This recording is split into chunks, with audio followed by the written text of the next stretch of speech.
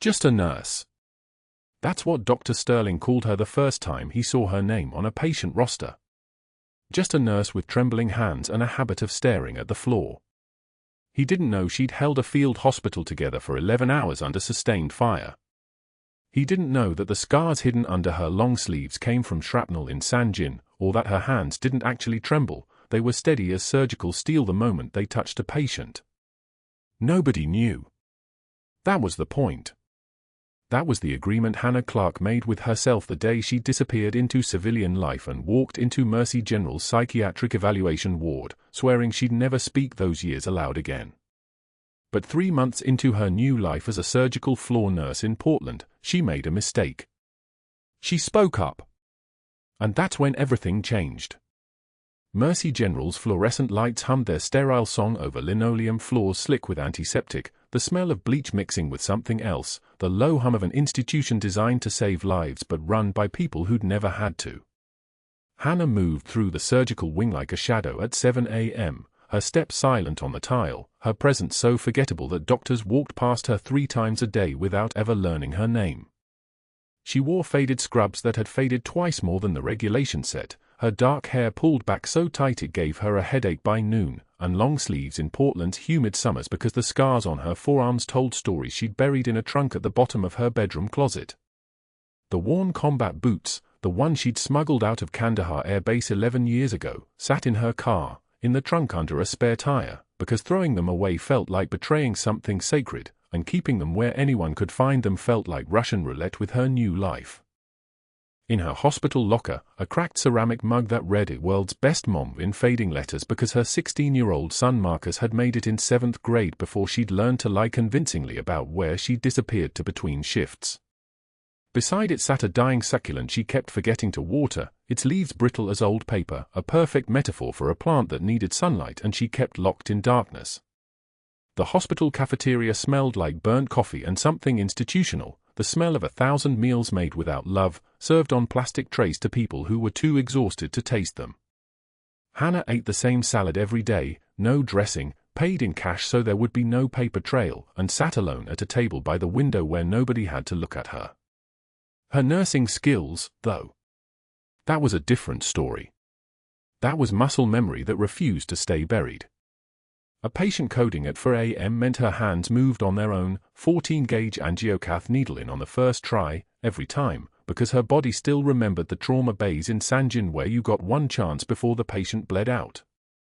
A post-operative infection meant she caught it before the fever even spiked. She could read vital signs the way other people read text messages, a fluency born from thousands of hours watching heartbeats and respiration patterns in places where the difference between catching sepsis and missing it was whether someone went home in an ambulance or a flag-draped box. Her charge nurse, Patricia, had once asked her how she moved so fast between rooms. Hannah had shrugged. Patricia had never asked again. Dr. Sterling had noticed, though. Not the competence, not yet.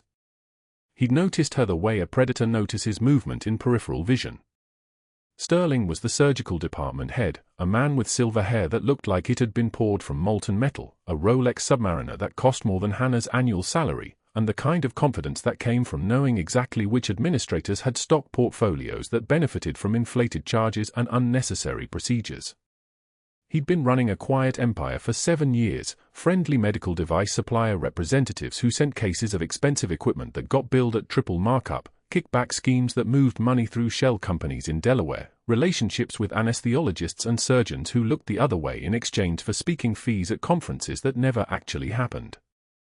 The system was elegant. The system was working. And then Hannah Clarke asked a question that made all of it dangerous. The monthly budget meeting was held in the conference room on the 4th floor where the fluorescent lights buzzed louder than everywhere else, creating a sound like white noise machines in a hotel designed by someone who hated human beings.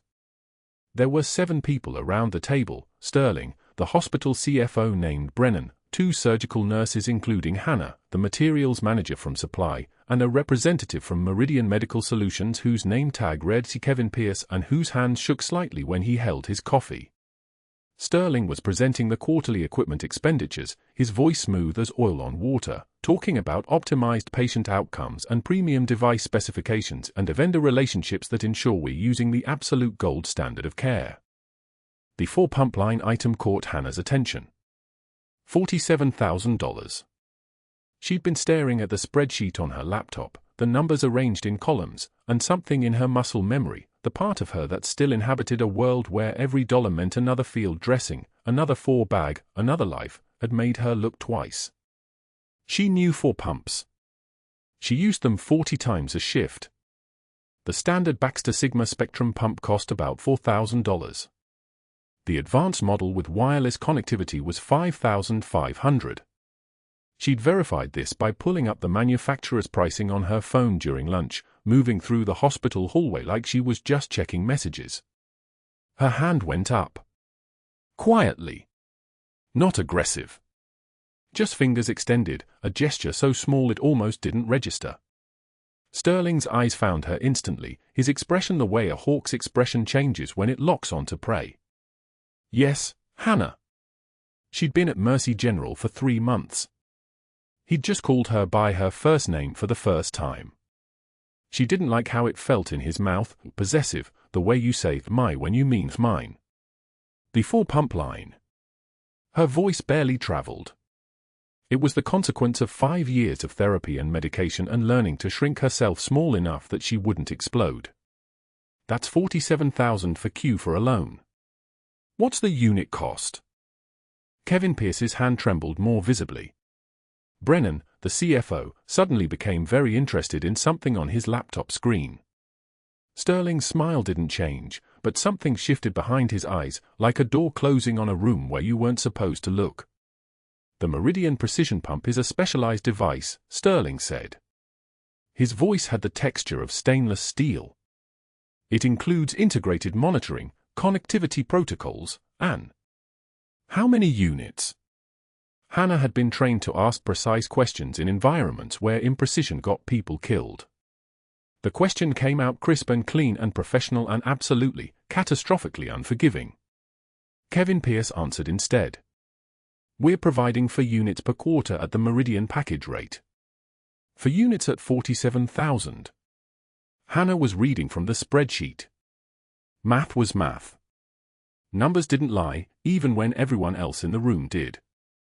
That's $11,750 per unit. Per unit. The silence that followed was the kind of silence that happens in combat when someone's had their breath knocked out, that vacuum where nobody moved because moving would acknowledge that something terrible had just entered the room. Sterling's hand, the one with the Rolex, slowly set down his pen. He was still smiling. The smile was now the smile of someone watching a squirrel run into traffic. I appreciate the cost consciousness, Hannah, he said, and his voice had the quality of a blade being sharpened.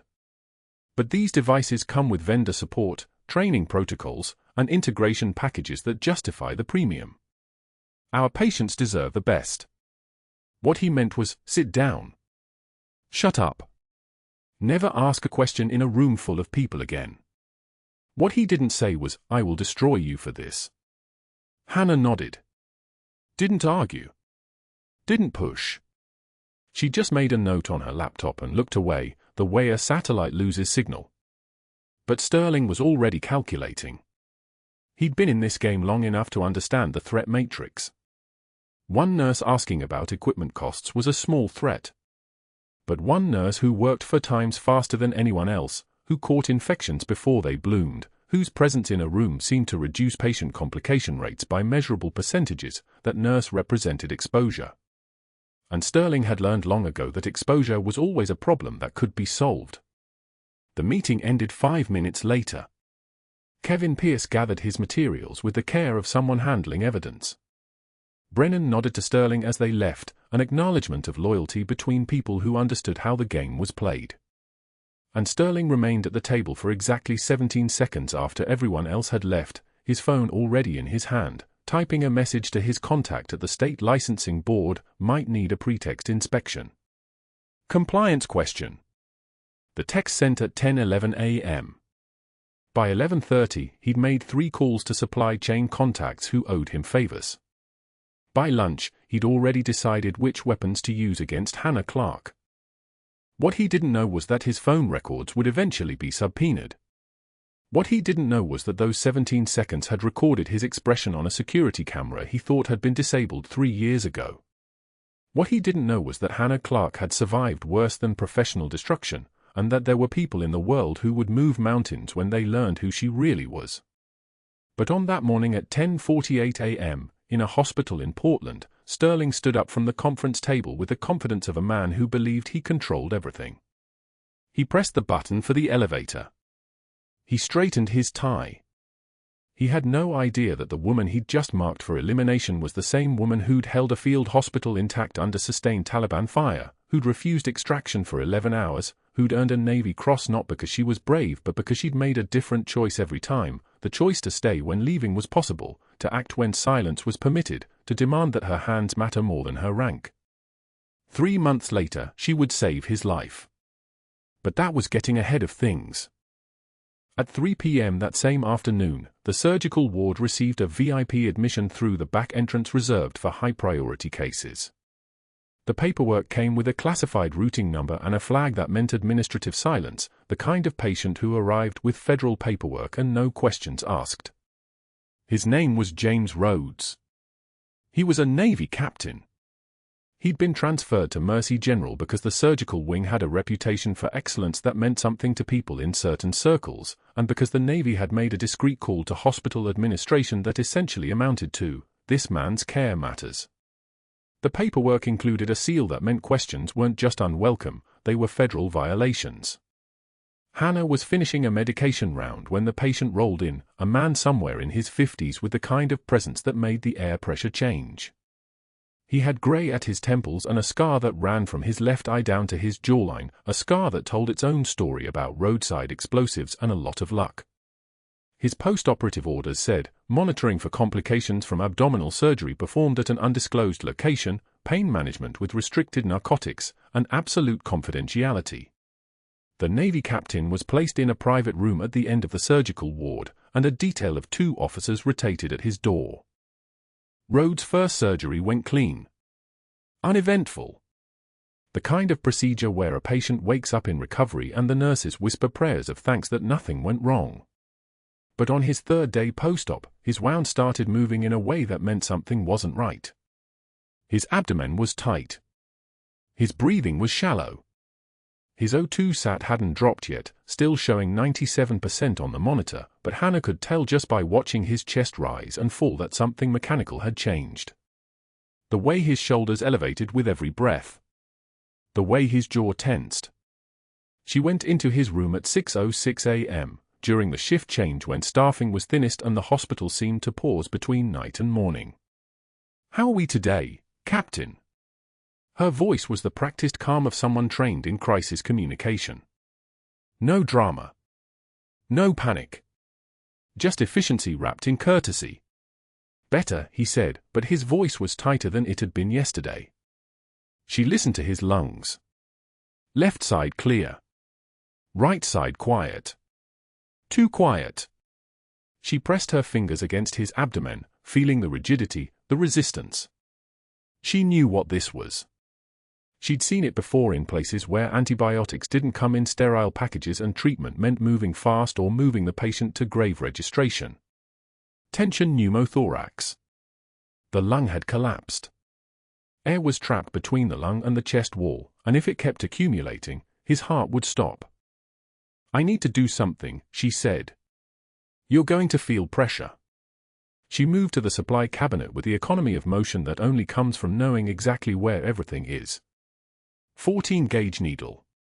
Clean the skin at the second intercostal space, midclavicular line, the textbook location she could find blind if the lights went out. Her hands didn't shake. Her breathing didn't change. She found the anatomical landmark by feel, by the muscle memory of 1,000 procedures performed in places where trembling meant the patient died. The needle went in. The hiss of air escaping, that terrible, beautiful sound of pressure equalizing, of breathing becoming possible again.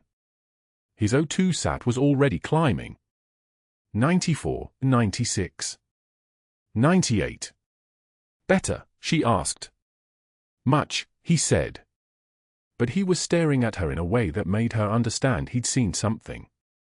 And he was still staring when she turned to leave the room. His eyes had the quality of someone looking at a ghost that was supposed to be buried. That angle, he said quietly. The precision. That's a Sanjin stick. Hannah stopped. Her hand was still on the four-pole. Her body was positioned at 45 degrees to the door. She didn't turn around. She didn't respond. But her eyes, when she finally turned to look at him, it communicated something that didn't need words. Please. Don't. Captain Rhodes understood. He'd served in enough places with enough people who'd shed their identities like snake skin that he recognized the language of secrets that kept people alive. He nodded, just slightly, a gesture of respect from someone who'd learned not to ask questions about the past. But neither of them saw Dr. Sterling standing in the observation hallway, looking through the window blinds at a nurse who'd just demonstrated surgical precision that didn't match her official qualifications. Sterling's expression didn't change, but his mind was already recalibrating. She wasn't just competent. She was trained. She was the kind of trained that came from somewhere other than nursing school. And a nurse with a hidden past and undisclosed expertise was a nurse who could become a very serious problem if she ever decided to talk about what she'd seen in his billing records. He turned away from the window. His phone was already in his hand. By tonight, he'd have made the first call. By tomorrow, he'd have set the machinery of her destruction in motion. But first, he needed to understand exactly who he was dealing with. Room 614 smelled like antiseptic and fear. Hannah changed the post-surgical dressing on Mr. Garrett's sternum with the precision of someone who had held far worse wounds together in far worse places. The patient's wife stood at the bedside. 2 adult daughters flanked her. A grandson sat in the corner, earbuds in, oblivious. Hannah's hands moved with the fluid certainty of muscle memory, counted the sutures, assessed the healing, kept the sterile field pristine within protocol. Dr. Sterling didn't knock. He never did. Nurse whisper, "Are you trying to give Mr. Garrett an infection, or does incompetence just come naturally?" The room went rigid. Hannah didn't flinch. She didn't pause. Her hand stayed steady on the gauze as Sterling moved toward her, his presence like a tank idling in a garage, all controlled violence waiting for an excuse. This is why we can't trust basic tasks to basic people. His voice climbed. Look at this technique. Did you even pass nursing school? My God, this is embarrassing. He stepped closer. Physical proximity was part of the strategy, make her small. Make her apologize. Make her retreat. Hannah maintained the sterile field. One measured breath. Her jaw clenched, but only slightly. The kind of restraint that takes more strength than hitting someone. Sterling expected trembling hands or a cracked voice. What he got was her voice, steady and measured. The sterile field was maintained within protocol. Doctor. But we both know you won't check the procedure logs. One tear escaped her left eye. Just one. She wiped it without breaking eye contact. The family stared at the floor.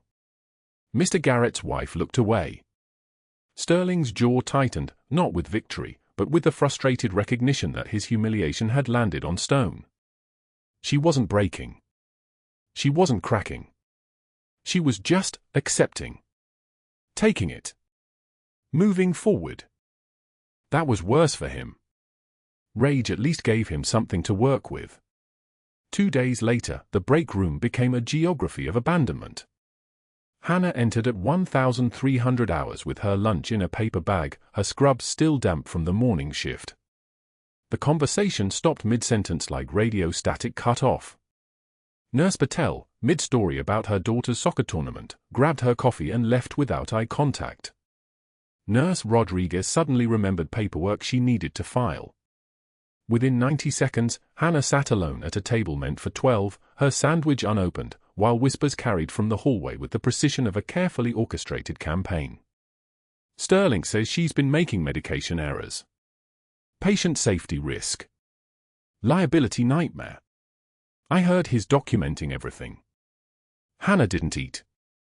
Her hands wrapped around her cracked mug that read "World's Best Mom," a gift from Marcus 3 years ago, and she held it like an anchor. The ceramic was chipped. The lettering was fading. The mug was the most honest thing about her. She sat there for 42 minutes while the break room filled and emptied around her like water flowing around a stone. Nobody sat down. Nobody asked her how her morning was. Nobody made eye contact. When she left, the mug stayed on the table. Sterling's formal written warning appeared on the unit board at shift change on a Wednesday afternoon, printed on official hospital letterhead, posted where every staff member passed it multiple times during their day. It was a masterpiece of weaponized documentation. Disciplinary notice. Employee, H. Clarke, RN. Date, current date. Incident, multiple medication delays, delayed patient care interventions, performance deficiency, patient complaints received. Action, performance improvement plan initiated, mandatory documentation review, supervisor observation protocol implemented. Signature, Dr. Marcus Sterling, Surgical Department Head. Hannah read it during shift change as 20 nurses pretended not to watch her read it. The paper seemed to expand in her vision, the words blurring slightly. Her hand trembled as she touched it, not from fear but from the calculated precision of what was happening. This wasn't rage. This was architecture. She took one measured breath. Sterling appeared at her shoulder before she could step away. His voice was low, for her ears only, but positioned so other staff could see his serious expression and assume he was delivering important feedback. My office. Now. His office was designed for dominance, floor-to-ceiling windows overlooking the city, a desk positioned so the light came from behind him and cast his visitor in shadow. Sterling gestured to the chair. He didn't sit. He made her sit below his eye line while he stood. You need to sign this. He placed a copy of the warning in front of her. A pen lay across it. This is your opportunity to acknowledge your performance issues and commit to improvement. If you don't sign, we'll have to escalate. Hannah picked up the pen. Held it. Her signature was steady on the paper, clean loops, no tremor. She dated it. Signed the second copy he slid toward her. Sterling watched her face the entire time, waiting for something to break. A reaction. A protest. Some indication that his strategy was working. What he got was her voice, quiet and certain. The timestamps in the system will show the truth, doctor. But we both know you won't look. She stood. Placed the pen on his desk. Walked out. Sterling stood alone in his office for almost a minute after she left, his jaw working, his hands in fists. She wasn't playing the game. She was moving through it like someone who had already accepted the outcome, which was somehow more infuriating than any confrontation could be. That evening, after her shift ended, Hannah sat in her car in the Mercy General parking garage for 40 minutes.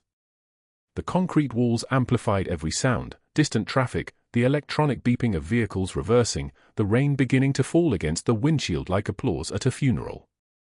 She didn't cry in the parking garage. She didn't cry in her car. She waited until she was home, until Marcus had gone to his room, until the house was silent except for the refrigerator's steady hum. She locked her bedroom door. Pulled the worn combat boots from the back of her closet, the same pair she'd worn in Sanjin Valley, the leather creased with memory, the laces still tied the way she'd left them in 2016. She held them against her chest for exactly 7 minutes. Then she put them back. The next morning, Hannah's hands were steady again. But something in her had shifted, like a loading mechanism finding its final position. Captain James Rhodes arrived on the surgical ward on post-operative day 3 with clearance paperwork that made the floor manager's eyebrows climb and a chart marked VIP, notify administration of all changes. The paperwork didn't specify what kind of captain or what kind of clearance. It didn't need to. The weight of it spoke for itself. Sterling assigned Hannah to his care. A deliberate choice. A setup.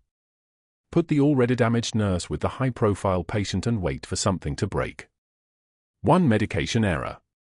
One missed vital sign. One complaint from a Navy officer with the kind of authority that made hospital administrators nervous. It was a good strategy.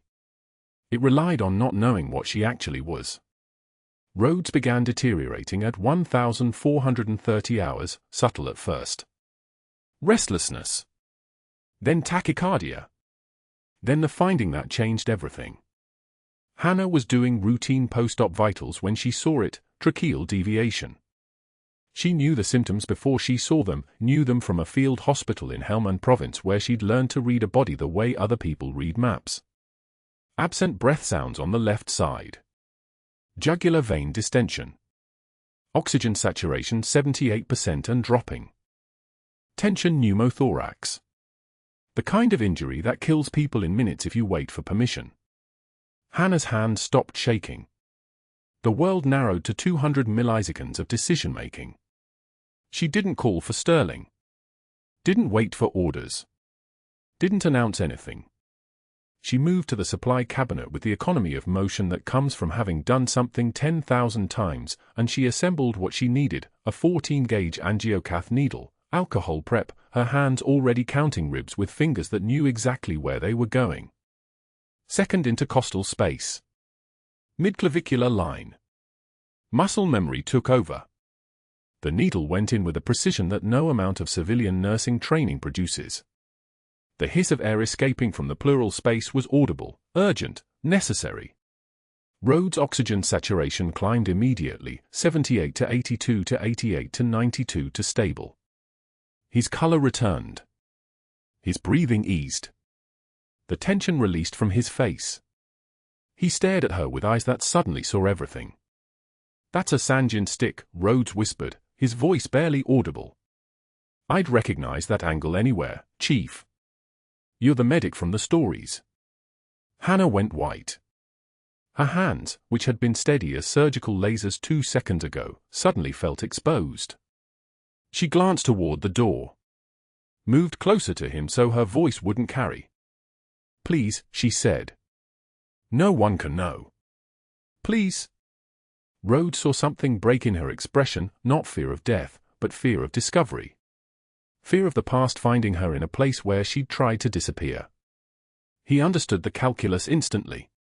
He nodded slowly, understanding something fractured beneath the surface of this quiet nurse. "I won't say anything," he said. "But Chief, they need to know who you are." "Not yet," Hannah said. She stepped back. Her professional mask slid back into place like armor clicking shut. "I need to chart this." From his office window across the ward, Dr. Sterling watched the emergency response team arrive 15 minutes too late. Watched them find Rhodes already stabilized. Watched Hannah's competence, the kind that came from somewhere deeper than any certification or protocol manual. Watched and felt something he couldn't name, the first cold certainty that he had made a critical mistake. A nurse who could perform procedures like that might notice other things. Might ask questions that reached deeper than budget meetings. Might look at his billing codes and see what they really meant. He picked up his phone. It was 1847 hours. He called the hospital board chairman at home. It was 8:36 p.m. when Dr. Sterling made the first call. The hospital parking garage was empty except for the sound of his leather shoes clicking against concrete, the kind of deliberate footsteps that announced arrival before anyone saw him coming. He sat in his Mercedes, a 2023 AMG with hands-free capability, and dialed the home number of board chairman Malcolm Rothschild, a man who owed Sterling 3 decades of golf outings and favorable committee votes. The phone rang twice. Rothschild answered on the third ring, irritation clear in his voice. "It's Sterling. We have a liability nightmare in surgical, and it walks on 2 legs." Rothschild went silent. The silence was the sound of a man who knew Sterling didn't call personal numbers at night unless something was worth protecting. "Explain." Nurse Clarke performed an invasive procedure without physician oversight. Emergency needle decompression on a critical patient. She's trained as a medic, unusual for a surgical nurse, and she took actions that, had anything gone wrong, would have landed us in federal court. Our Navy VIP patient could have hemorrhaged out. She could have nicked the subclavian artery. She made decisions that belonged to physicians only, and nobody stopped her because nobody was watching. It wasn't entirely a lie. It was a weaponized half-truth, the kind that sounded worse with every retelling. Rothschild exhaled slowly. What's your recommendation? Background review. Credentialing audit. I'm bringing in outside risk management tomorrow morning. But I wanted the board to understand the liability exposure before this escalates. When, if anything surfaces about her qualifications, we need documentation showing we acted decisively.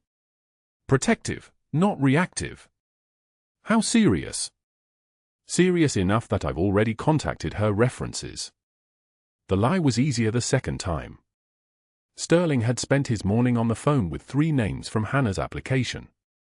The first was a clinic in Seattle that had closed 5 years ago, easy to locate because its owner had moved to Scottsdale and was happy to discuss Hannah's gaps in employment histories without remembering any actual details about her work.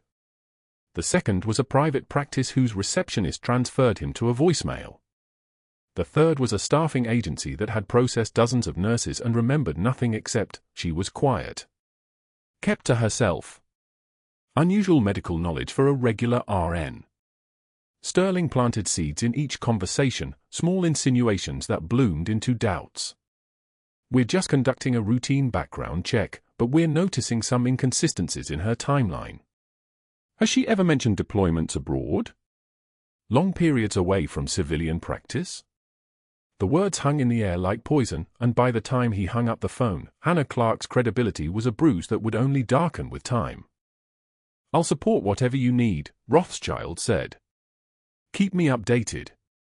Sterling ended the call and made a second one before leaving the parking garage.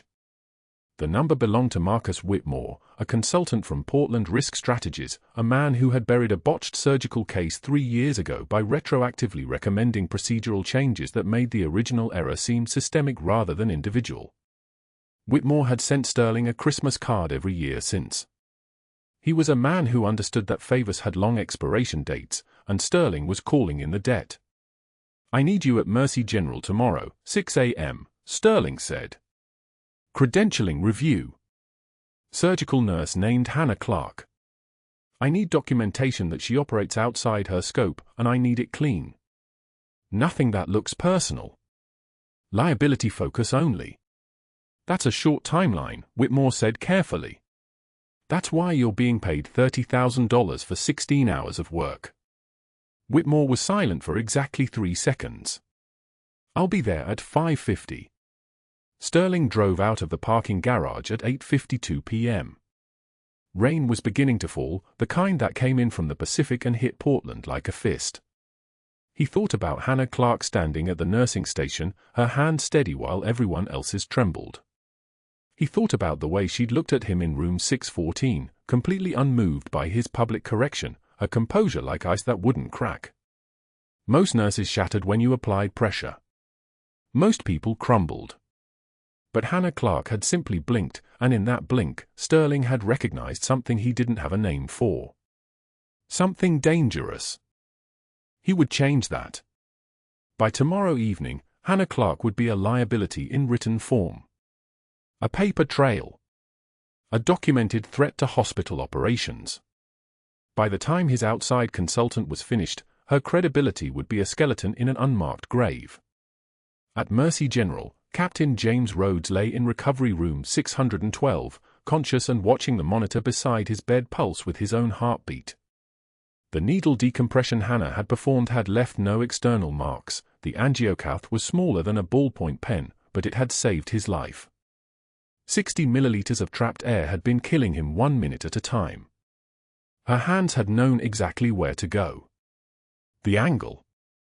The depth. The confidence. Rhodes had seen that procedure performed only twice before in his 28 years of military service, both times by combat medics working under fire in Helmand Province. That needle decompression bore a signature. It bore the muscle memory of someone who had done it before. It bore the mark of Senior Chief Petty Officer Hannah Clarke. He reached for the secure phone on the bedside table, the military-grade line that had been installed for VIP patients, and made a call to the Naval Personnel Command Records Office in Washington, D.C. The officer who answered recognized his name immediately. "Captain Rhodes, sir. How can I help? I need a service record pulled. Senior Chief Petty Officer Hannah Clarke. Navy Medical Corps. And I need it quiet. No traces, no inquiries logged. This is unofficial. That's an unusual request, sir. Which is why I'm asking you to process it unofficially. Can you?" The pause was understanding. Officers made unusual requests when lives were at stake. The Navy moved differently for men like Rhodes. "Give me 2 hours, sir. I'll call you back." Rhodes ended the call and closed his eyes. He'd watched Hannah work in this hospital for the last 36 hours. He'd seen how other nurses treated her like she was barely present. He'd seen Dr. Sterling's public contempt. He'd seen something else too, the way Hannah moved with the efficiency of someone who had held the line when the line was all that stood between living and dying. Whatever had brought her to Portland, whatever civilian life she'd chosen, that didn't erase what she was. And now Sterling was circling her like a predator who didn't realize he was the prey. At 9:02 p.m., in a house on the east side of Portland, Marcus Clarke found a cardboard box in the back corner of the garage while looking for camping gear. The box was sealed with duct tape that had turned brown with age. When he cut through it, the smell that came out was leather and something metallic, something that reminded him of the metal shop at Jefferson High, but older. Inside were medals. Not the kind people won in school sports competitions. These were military medals hanging from ribbons of navy blue and red. Purple ribbons. Gold-toned insignia. The weight of each one was substantial, serious. There was a citation dated 2019. An official Navy seal. And beneath everything was a stack of photographs. His mother in desert camouflage. His mother with her arm around a Marine whose name tag read Torres. His mother in combat fatigues with her eyes the color they got when she was angry, standing in front of a sandbag bunker with mountains in the background. The photograph showed a woman he'd never met. The written date on the back of one photograph read San Jin, 2015. Marcus sat on the concrete floor of the garage with the box open like a confession, rain audible on the roof above him.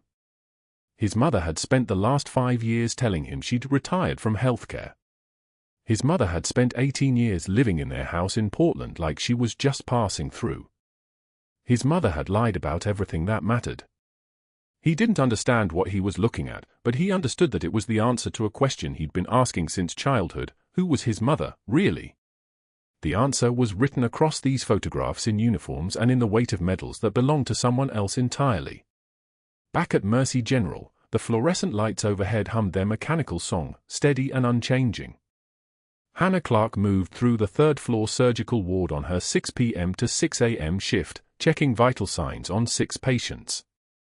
Captain Rhodes was awake in 612, watching her approach with an expression she couldn't read.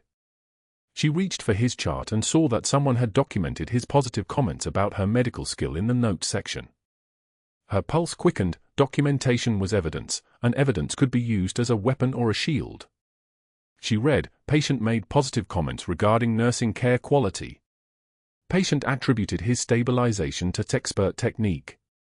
Note, patient remains post-anesthesia and may experience confusion regarding timeline of events. Someone had footnoted his recognition of her skill as confusion. Someone had taken his testimony and marked it as unreliable. She knew who had done it. The handwriting in the chart was precise and controlled, Sterling's handwriting, the handwriting of a man who was very carefully covering his tracks. She didn't flinch. She didn't blink. She simply turned the page and continued reviewing the rest of his vital signs. O2 sat at 96. Heart rate 78.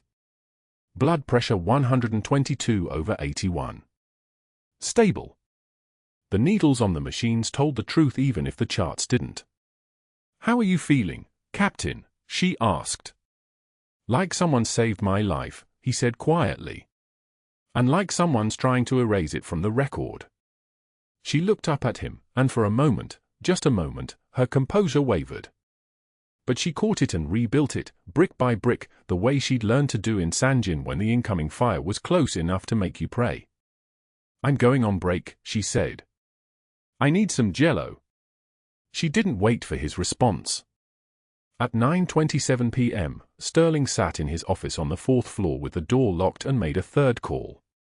This one went to the director of nursing, Patricia Okafor, a woman whose daughter he'd helped get into a private college through a phone call to an administrator he knew. The debt was old enough that it felt permanent. I need Hannah Clarke removed from critical patient assignments, he said without preamble. Tomorrow. The shift change at 6 a.m. would be ideal.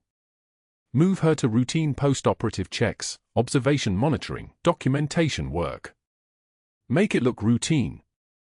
Make it look like we're protecting the patient population based on a preliminary credentialing review. That seems harsh without. It's not harsh. It's protective. It's the hospital's liability shield, and it's necessary pending the outside risk management review that begins tomorrow morning. This is institutional protection, Patricia. This is you and I both doing our jobs. She understood. Or at least, she understood that refusing would cost her something. I'll handle it at shift change, she said. Sterling hung up and leaned back in his chair. The clock on his wall read 9:49 p.m. 13 minutes until 10:02 p.m. 13 minutes until the backup generators failed and plunged Mercy General into darkness. He didn't know it yet. But in 13 minutes, everything he'd carefully constructed would shatter. And Hannah Clarke, the quiet nurse he'd worked so hard to destroy, would do something that would change the entire trajectory of his life. He sat in his office and smiled, completely unaware of what was about to walk through those doors. The emergency power system at Mercy General was supposed to be flawless, a network of diesel generators, redundant circuits, and backup switches that hospital administrators swore could sustain the facility through anything. What they didn't know was that Dr. Sterling had deferred the routine maintenance contracts for 18 months, redirecting the allocated budget into a personal consulting firm that existed only on paper. The generators had been running on fumes, literally, their fuel filters clogged with sediment, their transfer switches corroded from neglect. At exactly 9:41 p.m., as Hannah finished checking her for critical patients in the post-op wing, the main power grid flickered and died. The backup system coughed once, a sound like an asthmatic wheeze, and then went silent.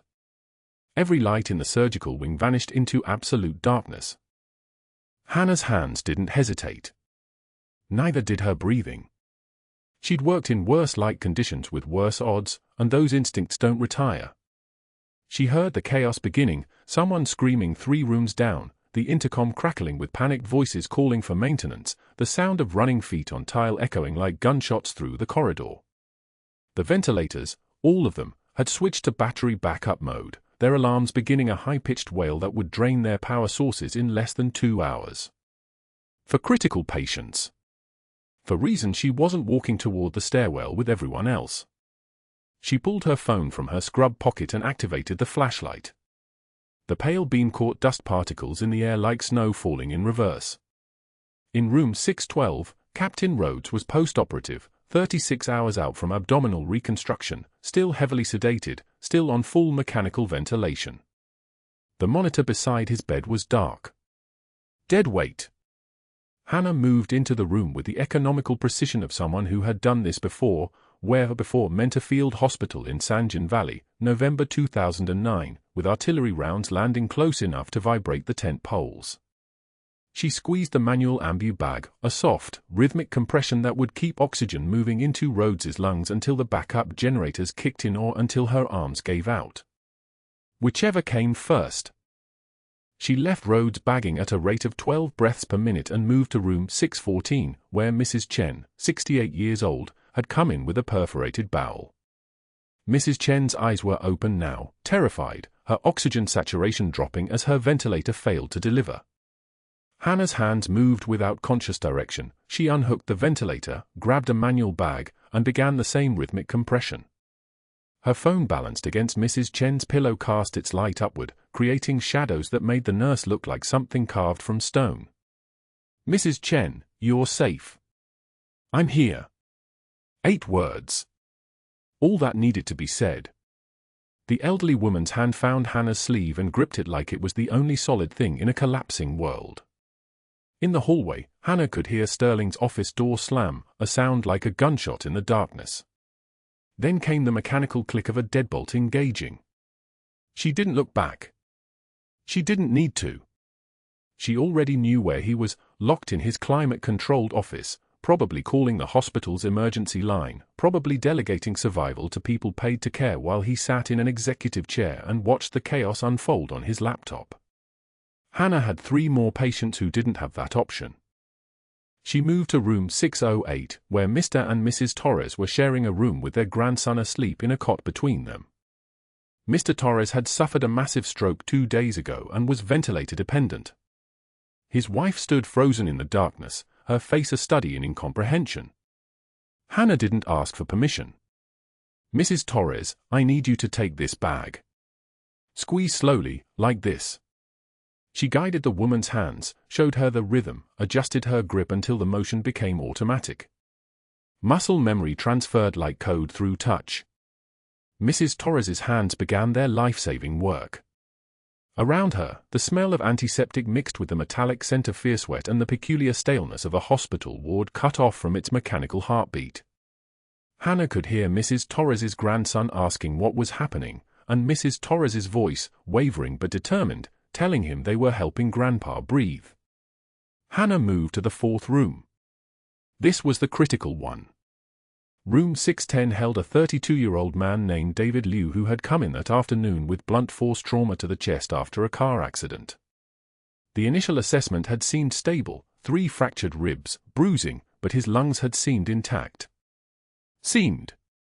In the darkness of the blackout, with no monitors, no chest x-rays to warn her, Hannah would find what the hospital's battery-powered equipment had missed. As she began bagging Liu, she felt something wrong beneath her palm where she pressed the bag. The right side of his chest was rigid. Unresponsive. She pressed harder and heard the rasp, not of normal breathing, but of air that shouldn't be there, accumulating in the pleural space, collapsing his lung like a balloon slowly deflating. Tension pneumothorax. The collapsed lung was now compressing the heart itself, restricting blood flow with every breath, killing him degree by degree. In a fully lit hospital with monitors and surgical support, this was a crisis that could be managed. In the darkness with a manual bag and a phone light, this was a problem that required a choice. Hannah made the choice in less than 2 seconds. "I need your phone," she said to Mrs. Torres. The woman fumbled it toward her with trembling fingers. Hannah's own phone remained wedged against Liu's pillow. She had a clear mental map of the equipment drawer 3 feet away. 12 minutes ago, before the lights died, she'd restocked it. 14-gauge angiocath. 4-inch needle. She knew exactly where her hand needed to go. She moved to Liu's right side. Second intercostal space, mid-clavicular line. The anatomy was universal. It was the same whether you were in a Sanjin tent with incoming fire or in a Portland hospital with no power and a man's heart being slowly crushed. The needle was cold against her fingertip when she drew it from the drawer. She'd done this procedure twice in her life, and both times the patient had lived. Both times she'd done it while keeping her composure, while keeping her breathing steady, while pretending it was routine. Because in combat medicine, panic was contagion. You breathed calm into the space around you or your patient drowned in your fear. She felt for the rib. Found the space between. The needle went in with practiced speed, not violent, not hesitant, just the precise forward pressure of someone who understood that there was a difference between confidence and recklessness. 2 inches. 3. Then came the release, the hiss of air escaping, a small sound like a valve opening, like pressure being vented from the system. She could feel it beneath her fingertips, the pneumothorax decompressing, the lung beginning to re-expand. Liu's oxygen saturation didn't show on any monitor, but his chest began to rise more fully beneath her hands. "Pulse check," she said quietly to Mrs. Torres, who was still holding the ambu bag. The woman's fingers found Liu's neck. Her voice came back steadier now. I have one. I have a pulse. 45 minutes into the blackout, Hannah was rotating between 4 rooms, checking vitals by touch and sound, bagging patients in sequence, her legs burning with lactate buildup, her shoulders on fire, her mind operating in a state of tactical calm that most people would mistake for numbness. But it wasn't numbness. It was focus so complete that everything else, the fear, the exhaustion, the weight of what would happen if she failed, got compressed into a corner of her consciousness where it couldn't interfere. She had survived Sanjin Valley with 2 other Navy medics. They'd held a field hospital for 11 hours while insurgents used it for target practice. She'd manually ventilated 3 patients while rounds punched through canvas walls. One of those patients was still alive today. 2 of them weren't. She carried that weight the way she carried everything, without asking anyone else to hold it. Without breaking. Without explaining. The other nurses on her floor had fled within the first 10 minutes. She'd heard them asking if they should stay, heard the uncertainty, heard the fear. She'd said nothing, which was the same as saying go, and they had. She was alone with 4 patients and a darkness that would have broken someone with less practice at survival. At hour 2, the pain in her arms became something she could observe from a distance, data rather than suffering. She rotated her grip on the ambu bags, switching hands, feeling the cramping ease for 60 seconds before the muscles remembered the work and seized up again.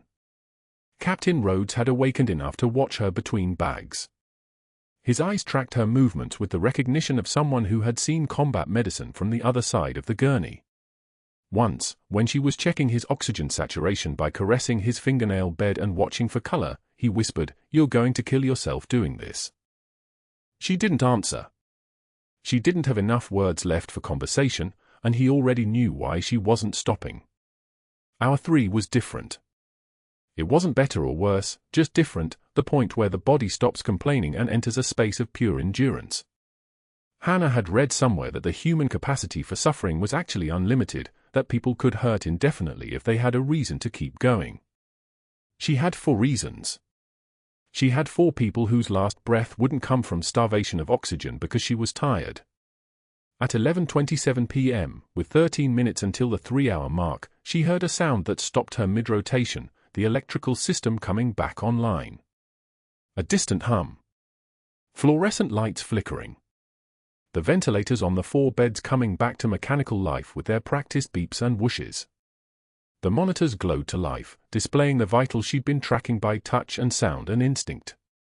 Blood pressure, oxygen saturation, heart rate, all of it had been told truthfully by the body itself. All of it had been accurate. All 4 patients remained alive. Hannah stood still for a moment in the returning light. Her hands were shaking now, not from fear, but from the neurological cascade of adrenaline finally finding nothing left to defend against. She pressed her palms flat against her thighs until the tremoring stopped. At 12:03 a.m., Dr. Sterling emerged from his locked office. He moved down the hallway with the careful steps of someone waking from a nightmare, and Hannah watched his expression change as he took in the scene, 4 critical patients breathing steadily, their families clustered around them, the elderly woman Mrs. Chen still holding the manual bag though the ventilator was now doing the work. She was holding it anyway, needing to hold it, needing to do something. Hannah stood in the hallway. Her uniform was soaked through with sweat. Her hair was plastered to her neck. Her eyes tracked Sterling with the flat, empty gaze of someone who had moved beyond exhaustion into some other state entirely. He went white. His hand gripped the wall.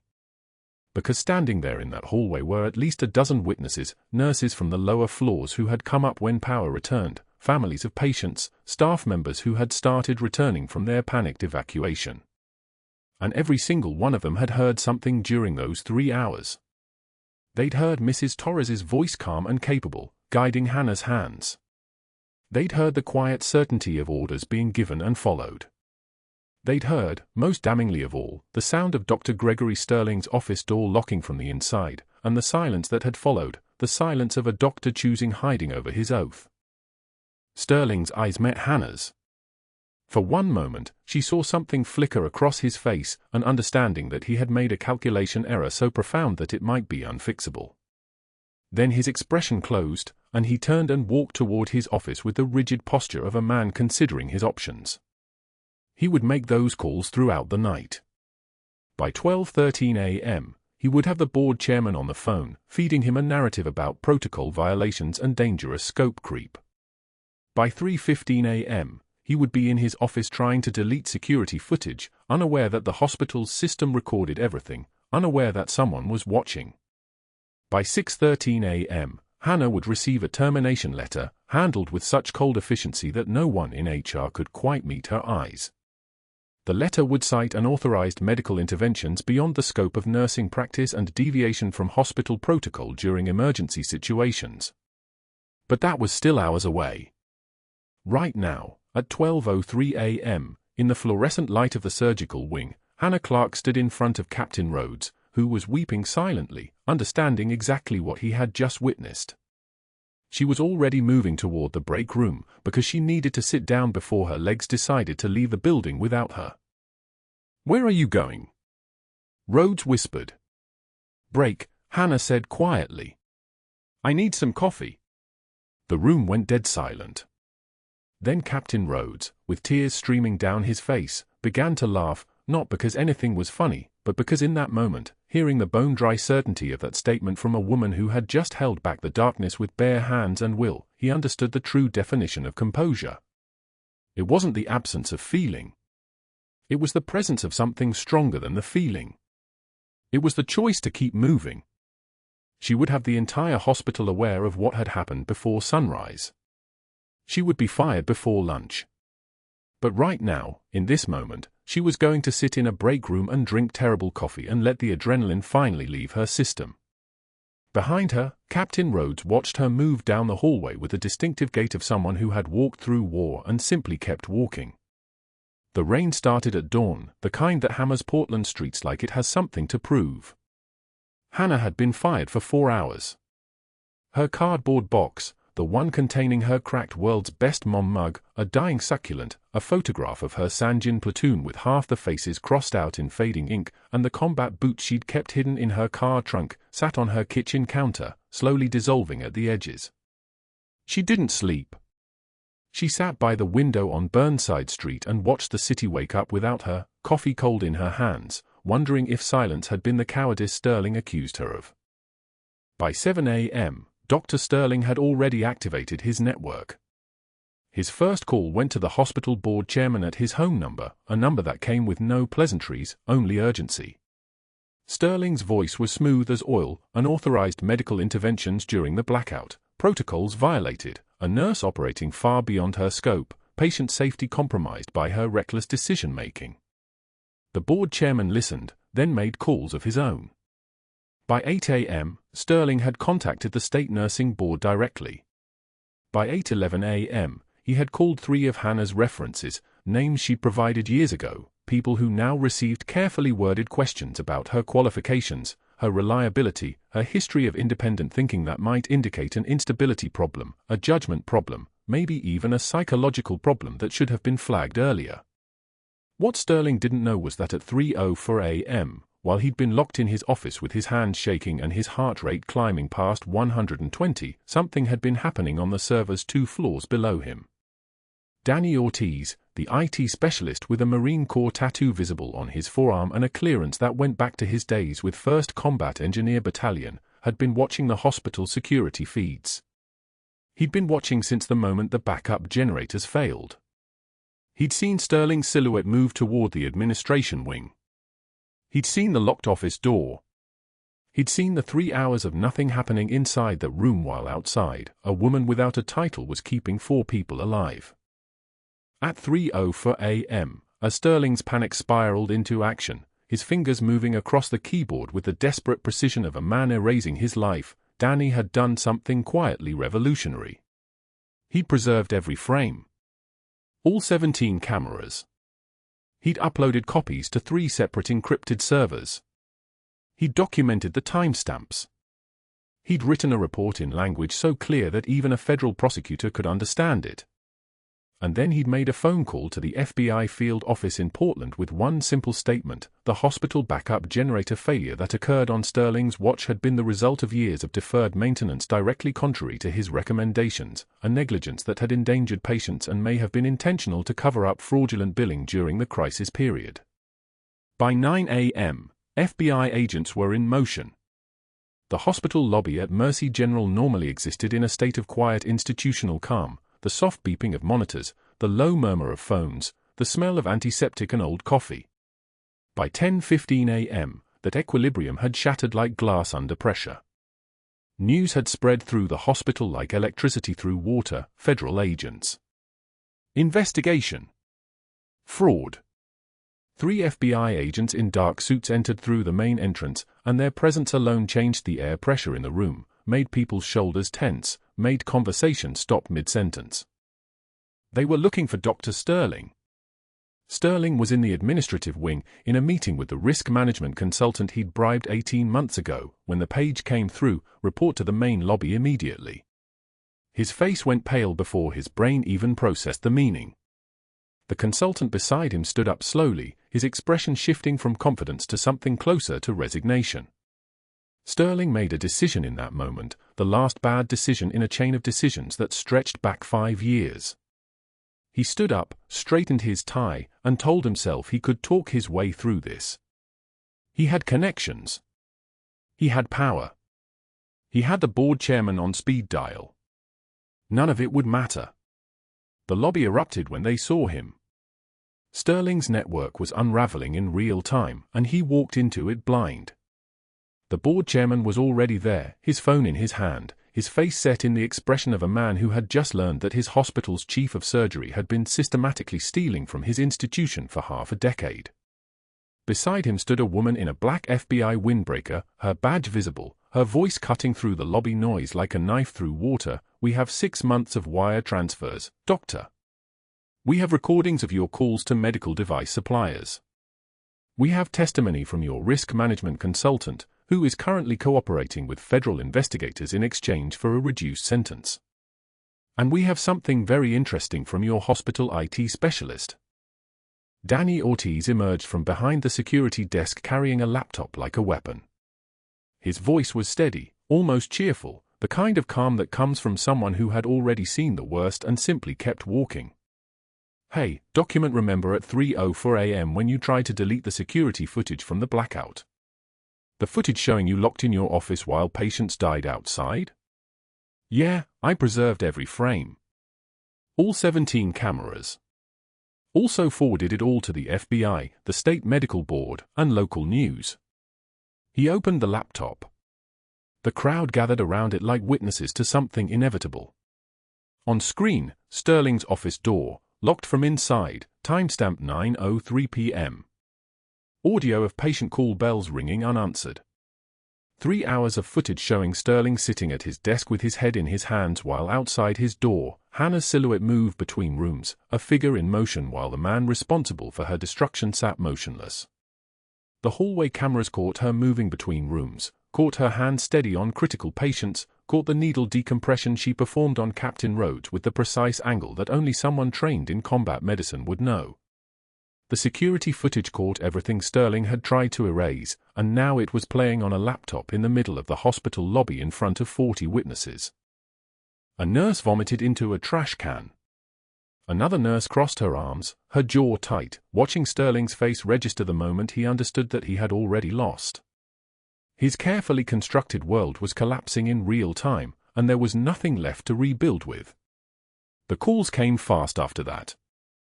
The board chairman's phone rang, and his voice was ice. "The hospital is terminating your contract effective immediately and cooperating fully with federal investigators."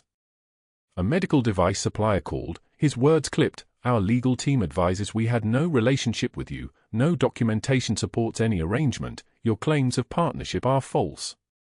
The risk management consultant was already in federal custody in a different building, negotiating a plea deal by offering testimony about every case Sterling had corrupted, every protocol he had violated, every patient whose care had been compromised to hide his fraud. Sterling collapsed into a chair in the lobby. His expensive Rolex caught the fluorescent light, the watch that had been purchased with kickback money, the watch that had been worn while he ordered Hannah's destruction. FBI agents approached him with cuffs, and as they secured his wrists, Sterling looked toward the shadow box that Marcus had placed on the security desk that morning. On display now for everyone to see, a bronze star. 2 Navy crosses. For Purple Hearts. The Silver Star awarded for holding a field hospital alone in Sanjin Valley for 11 hours under sustained fire while enemy mortars fell around her and she refused to leave patients who needed her. "I didn't know," Sterling said to Marcus, his voice breaking. Marcus, 16 years old, dressed in a suit his mother had never seen him wear, looked at the man who had tried to destroy his mother's life and said simply, "You didn't care." The agents walked Sterling toward the exit, past nurses who once had respected him, past patients he had endangered with his deferred maintenance and his greed, past the security desk where medals sat in the morning light. Outside, news vans were already setting up on the street. Sterling's career had dissolved in approximately 45 minutes. His freedom would follow, federal charges for fraud, for obstruction, for falsifying medical records, for creating the dangerous conditions that had threatened patients during the blackout. At her apartment on Burnside Street, Hannah had no idea any of this was happening. She was watching the rain, waiting for something she couldn't name, when her phone buzzed with a text from an unknown number. It was Danny Ortiz, his cuffed. "You're clear. You're a hero." She read it 3 times. The words didn't fit together in any arrangement that made sense. Hero. The word belonged to other people. People who hadn't spent 12 years running from who they were. People who didn't wake up screaming at 3 a.m. People who could remember the faces they'd lost without the image breaking them into pieces they couldn't reassemble. Her phone rang. It was Captain Rhodes, his voice official and precise. "Senior Chief Clarke, I'm calling with urgent information. FBI has cleared you. Hospital Board is requesting your immediate reinstatement. And the Secretary of the Navy is requesting your presence for a formal recognition ceremony." He paused. "They know what you did during that blackout. They know exactly who you are." The next words came harder, "I know who you are too." Hannah sat in the dark of her apartment and understood, in that moment, that silence had finally been broken, and there was no way to put the truth back inside. She had a choice now. She could retreat, could find a new hospital in a new city, could start over the way she had done 100 times before.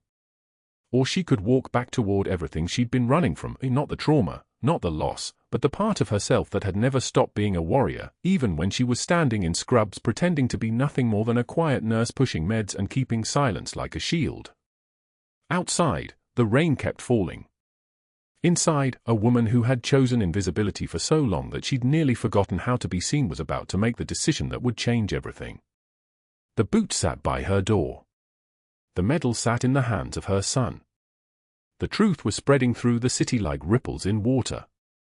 And for the first time in 6 years, Hannah Clarke was standing at a crossroads with an actual choice in front of her, not between survival and destruction, but between continuing to hide or stepping fully into the identity she had earned, the authority she had proven, the leadership she could offer to an institution that desperately needed her voice. The rain hammered Portland like it knew something was about to shift. And maybe it did. If you're enjoying this, please hit like and subscribe, it really helps the channel. And leave a comment letting us know where you're watching from.